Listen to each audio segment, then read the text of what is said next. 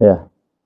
Assalamualaikum warahmatullahi wabarakatuh. Waalaikumsalam warahmatullahi wabarakatuh. Bismillah. Alhamdulillahilladzi faddala bani adama bil ilmi wal amali ala jamil alam.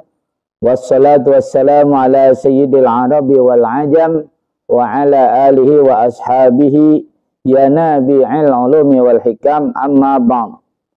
Apa kabar pencinta dan pemirsa Islam Ilmu Sabir Rahim di mana saja berada? Semoga saudara-saudari sekalian beserta keluarga selalu Allah anugerahkan nikmat sehat wal afiat, panjang umur serta rezeki yang berlimpah lagi berkah. Amin ya rabbal alamin. Alhamdulillah, dengan iradah dan rahmat Allah Subhanahu wa taala kita bisa berjumpa lagi bersama saya Syekh Heri Syarifuddin, pengasuh Pondok Pesantren Sabir Rahim, untuk melanjutkan kajian tasawuf, yakni dari kitab Bidayatul Hidayah beserta syarahnya Maraqil Ubudiyah, yang mana berkaitan dengan adab-adab seorang hamba kepada Allah Subhanahu wa taala, yang mana sebelumnya sudah dipaparkan 3 adab. Nah, sekarang ini akan dijelaskan adab keempat, kelima, keenam, dan ketujuh. Semoga banyak manfaat dan berkahnya buat kita sekalian. Amin ya rabbal alamin. Bismillahirrahmanirrahim. Qala Syekhul Musannifu rahimahullahu ta'ala wa adaman naf'abih wa bi barakati ulumi wa bikum fid dharaini amin. Qala radhiyallahu an. Warabi'u, dan yang keempatnya adab-adab seorang hamba kepada Allah Subhanahu wa taala adalah sukunul jawarihi, yakni tenangnya anggota tubuh. Anil mulaghati li'anna istazimul khusyu'a wal khudu'a wa hudurul qalbi ma'allahi ta'ala.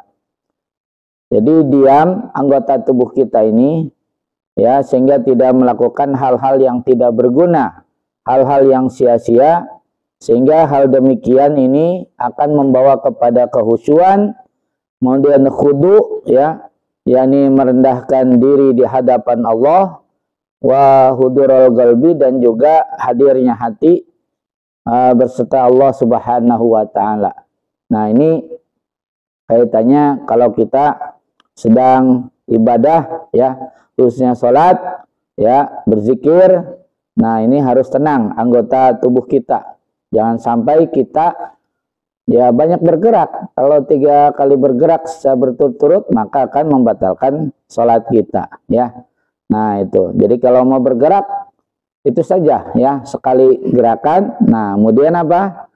Ya, kalau mau garuk, nah, yang banyak bergerak adalah jari-jari kita, karena yang dihitung adalah tulang besar, ya. Kalau tulang kecil tidak dihitung, ya. Ya, kalau ini bergerak sekali, nah, jangan apa ayunkan sebanyak 3 kali berturut-turut gini, batal, ya. Jadi cukup sekali ayun. Nah, kemudian apa? Garuk-garuknya adalah jari-jari kita, ya. Beberapa kali juga nggak apa-apa kalau jari-jari tangan yang kecil ini kan, tulang kecil. Nah, yang dihitung adalah tulang besarnya. Yang kelima, ya, wal khamisu, dan bermula yang kelima adalah mubadaratu imtisalil amri, yakni segera menjalankan perintah Allah Subhanahu wa taala, ay minal wajibi wal mandubi, yakni dari perkara yang wajib dan perkara yang sunnah, ya. Nah, ini adab yang sangat luar biasa ini, ya.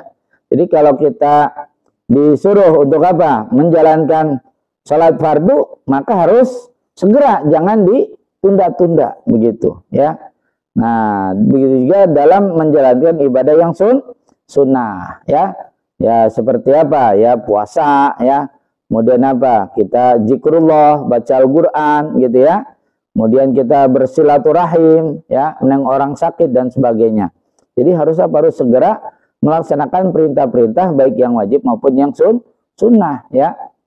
Jadi ketika ada muadzin mengumandangkan azan, itu jangan dianggap bahwa itu adalah seruan dari muadzin, tapi ada yang menganggap itu adalah seruan dari Gusti Allah pada hakikatnya, ya. Jadi kita harus segera menjalankan ibadah sholat 5 waktu ya.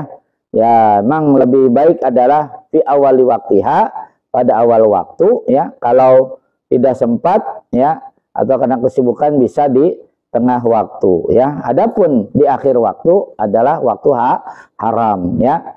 Nah, itu makanya kita di sini ya harus selalu mengistimewakan, harus selalu mengutamakan Allah Subhanahu wa taala ya. Nah, itu karena apa ya? Kita kalau minta apa-apa kan ingin segera dikabulkan oleh Allah ya. Pengen dinomorsatukan lah ya. Nah, itu. Tapi kita sendiri jarang menomorsatukan Gusti Allah Subhanahu wa taala begitu ya. Kita kadang-kadang yaitu ya disuruh ngaji umpamanya ya. Wah, cari-cari alasan untuk tidak ngaji ya. Suruh sekolah nuntut ilmu kan wajib ya. Nah, jadi apa? Tidak bersegera, males-malesan ya, cari alasan untuk tidak sekolah, tidak ngaji ya. Itu namanya tidak mubadaratil amri ya. Jadi segera untuk menjalankan perintah. Kan ini perkara yang wajib ya. Nah, itu. Mungkin kalau sunnah bisa dinomorduakan. Nah, kalau perkara yang wajib itu jangan ya, jangan dientar-entar. Jadi harus segera kita terengginas, kita semangat ya. Kita betul-betul menjawab panggilan Allah SWT, panggilan Rasulnya untuk melaksanakan hal-hal yang wajib ya. Salat 5 waktu, menuntut ilmu ya. Kemudian kita berkhidmah kepada guru ya.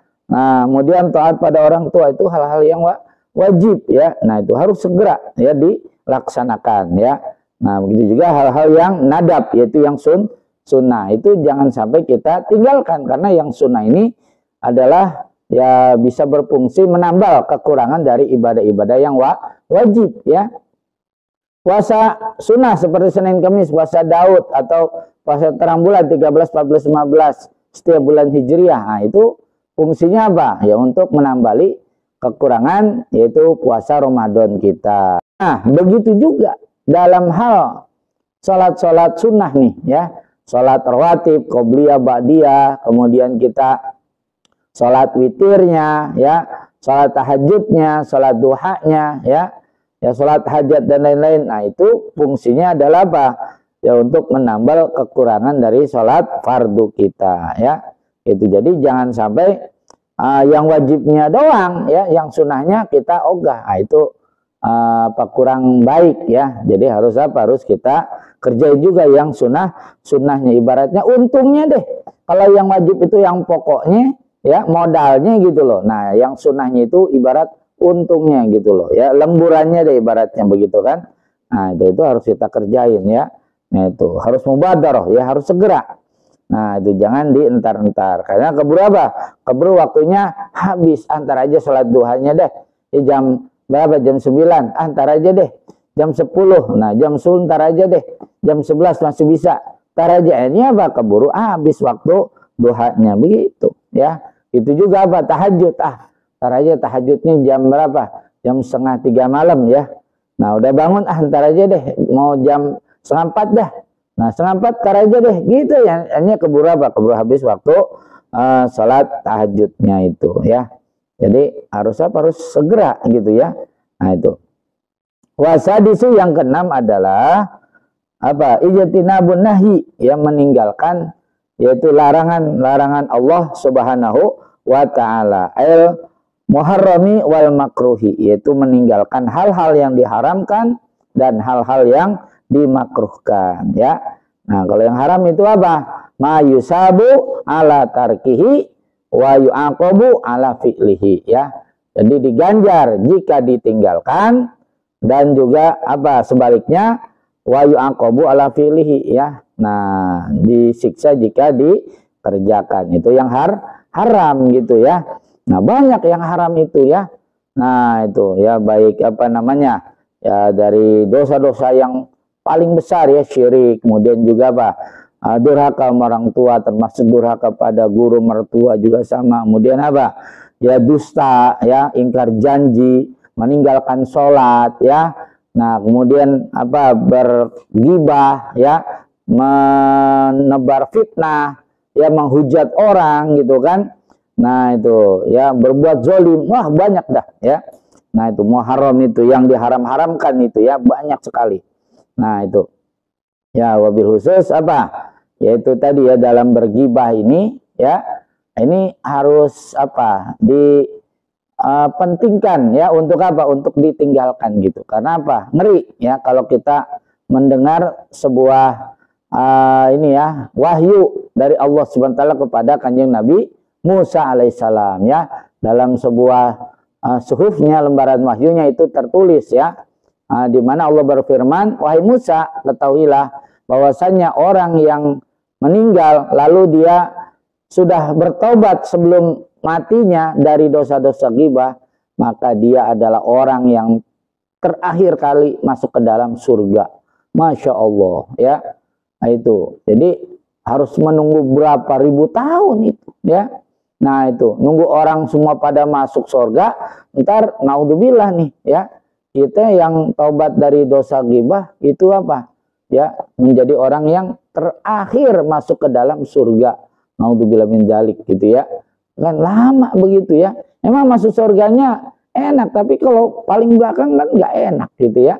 Nah itu jadi kalau kayak kita ini ya kondangan nih gitu kan kita paling belakang. Akhirnya apa? Ya udah pada habis tuh ya nasi ya lauk pauknya segala macam tinggal airnya doang gitu kan. Nah gitu jadi ya kagak enak gitu kan. Nah itu kalau masuk surga tapi paling akhir ya. Dan kata Allah Subhanahu wa taala ya bahwasanya orang yang mati tapi belum taubat dari dosa ghibahnya maka dia menjadi orang yang pertama kali masuk ke neraka. Naudzubillah min dzalik ya. Gitu. Jadi orang pertama kali masuk ke neraka tuh ya. Wah, kan suka banget ya. Kita kalau menceritakan keburukan orang sekalipun sesuai dengan kenyataan itu sudah ghibah. Kalau tidak sesuai dengan kenyataan berarti fitnah gitu kan. Nah, itu lebih berat lagi. Nah, itu. Jadi jangan dianggap enteng ya. Jadi ya istilahnya berkatalah yang baik, kalau tidak bisa udah diem ya. Falyakul khairan au liyasmut. Kalau nggak bisa berkata baik udah diem aja begitu ya. Nah itu tuh hal-hal yang diharamkan banyak sekali itu ya. Nah itu wal makruhi dan juga hal-hal yang dimakruhkan ya. Nah itu ya ini apa istilahnya adiknya haram gitu kan, adiknya haram gitu. Itu apa?